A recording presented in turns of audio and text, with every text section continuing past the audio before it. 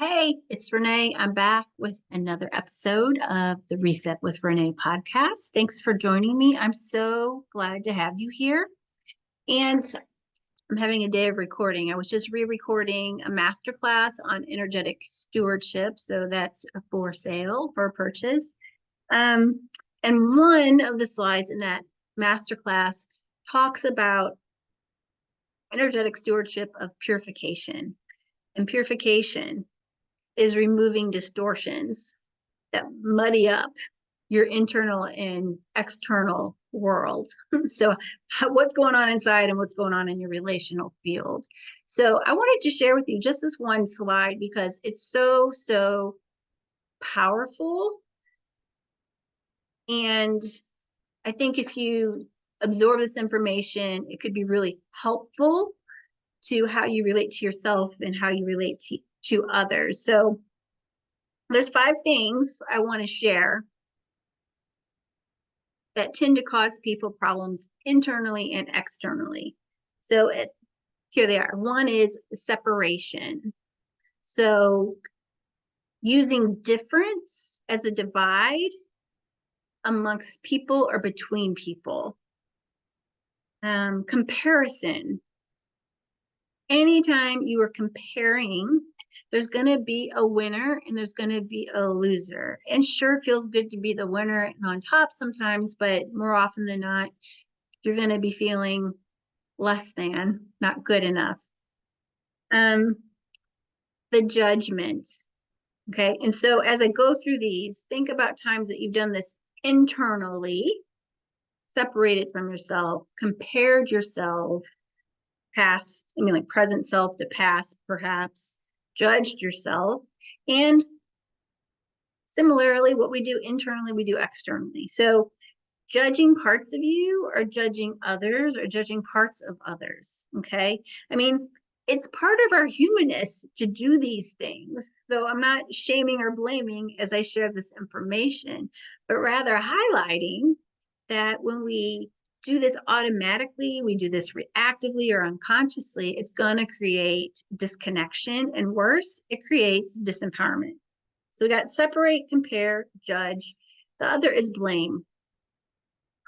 Judge, blame, and shame are 3 of my top ones. I got to be honest with you. I'm into the gene keys, which is probably a different topic for a different day. But one of my top gene keys relates to being a victim. Like, so everyone has a shadow energy, and then they have what's like a gift, and then they have something that's more aspirational. And so for me, it's victim and then freedom. So for me, I love to empower people to get out of the place of victimization, to get out of the role of victim, and to move towards empowerment, which feels so much better. Even though when you're stuck in a victim state, you really want to feel better by having somebody outside of you validate, recognize, and fix whatever the hurt and harm was. But the reality is that's likely not always to happen. And a lot of people get stuck in the victim story and in the victim states. Not judging that, not blaming it, and not shaming it, because I've been there. But I want to help people get out of it, because I know it's a setup for bitterness and resentment and disconnection. So those are the 5: separate, compare, judge, blame, and shame. We have an epidemic of shame in our culture. And honestly, some of the stuff has been passed down across generations, consciously, unconsciously. It's been used by our parents and the people before us, largely to help keep us safe or to help keep them safe. So there's a purpose behind it, but it's not serving us well if that is what we hold on to. So oftentimes when people are doing these 5 things, what they're really doing from that victim consciousness is disempowering themselves, creating disconnection, adding to the disconnection, and they're calling out. And so this has been an interesting thing for me to reflect on. I'd be curious to hear your take on it. I think there's so many issues in our modern day world that need to be sort of called out, that need to be recognized, discussed, resolved. And so it's helpful to have a discourse, a structure for that. But I believe that calling out can create separation, can contribute towards the victimhood stance. And so I think a better solution is calling in that which you want to create more of, that which you want to amplify, that which you want to elevate. So it's like, where would you like to put the focus of attention? Where would you like to put your intention, regardless of the outcome? What is the challenge you're facing, and how can you frame that into an invitation for yourself and for others?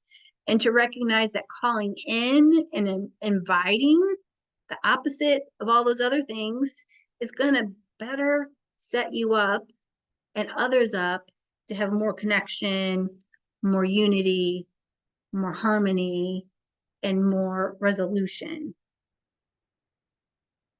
So, what gets in the way of that for you?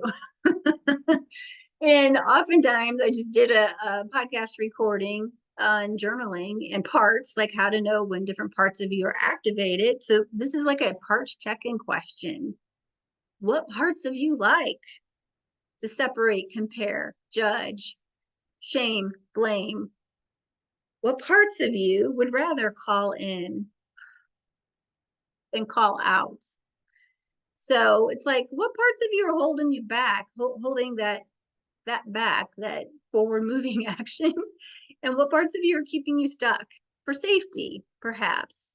So that's an invitation for you to check in with yourself about what's running your show, and to assess how connected or disconnected you are with yourself and with others that are important to you in your world. So I hope this was helpful, food for thought for you. And as always, I invite you to reach out to reset. And I hope you will leave a comment, like, share, follow, or forward this episode to anyone you think it could be helpful for, and help me grow the Reset with Renee podcast audience. Thank you for joining me, and I can't wait to see you back here again. Take good care, sending you good energy and good vibes. Bye for now.